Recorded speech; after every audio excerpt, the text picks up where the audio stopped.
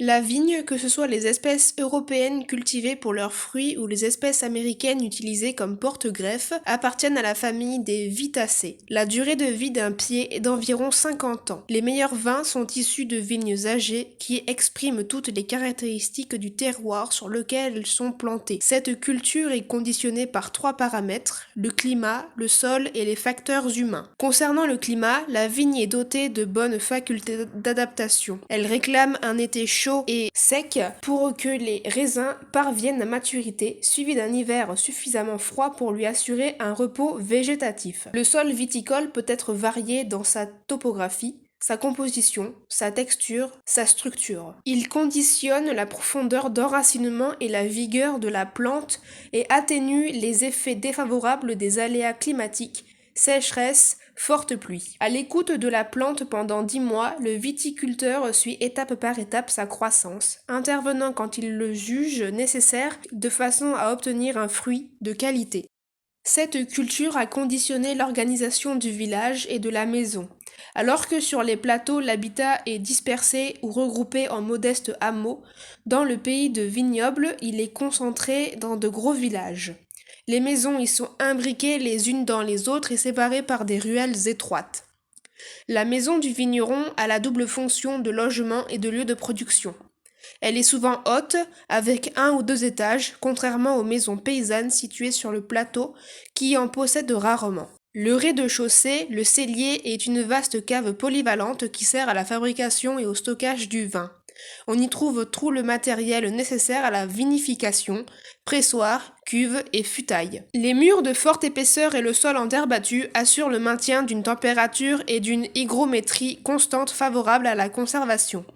De petites fenêtres et d'étroits soupiraux en permettent l'aération. L'étage d'habitation s'organise quant à lui autour d'une grande cuisine et d'une ou plusieurs chambres. On y accède par un escalier extérieur prolongé par un éperon ou une terrasse souvent ombragée par une treille de raisins de table. Construites par les vignerons eux-mêmes, les cabanes de vigne sont de petites maisonnettes de quelques mètres carrés au toit d'ardoise. Elles permettent à 2 ou 3 personnes de se protéger d'une averse, de forte chaleur ou encore de prendre quelques instants de repos pendant les longues journées de travail. Le confort y est sommaire, une table, un banc, un lit ou une paillasse, parfois une cheminée. Elle se trouve surtout dans les vignes les plus éloignées de l'habitation principale, évitant un aller-retour quotidien trop contraignant.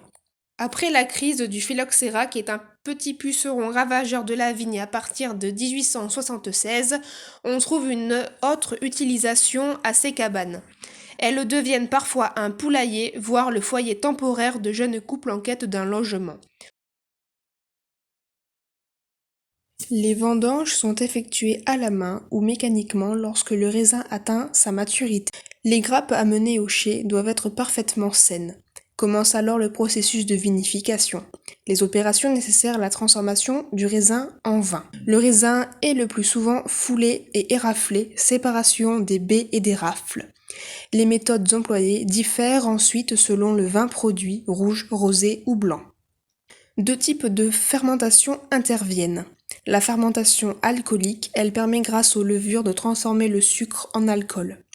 Durant cette phase se fait l'extraction de la couleur et des arômes contenus dans la pellicule des baies. La fermentation malolactique, elle permet de transformer grâce à des bactéries l'acide malique en acide lactique, diminuant ainsi la perception d'acidité des vins. À l'issue des fermentations, le vin obtenu est élevé entre 6 à 18 mois, soit en cuve, soit en fût de chêne pour les vins de garde, puis mis en bouteille. Et voilà, c'est la fin de cette vidéo. J'espère que vous avez appris plein de choses. Si c'est le cas, n'hésitez pas à vous mettre un pouce bleu et à vous abonner à la chaîne, ça me ferait super plaisir. Et moi je vous dis à la prochaine pour une toute nouvelle vidéo. Bye!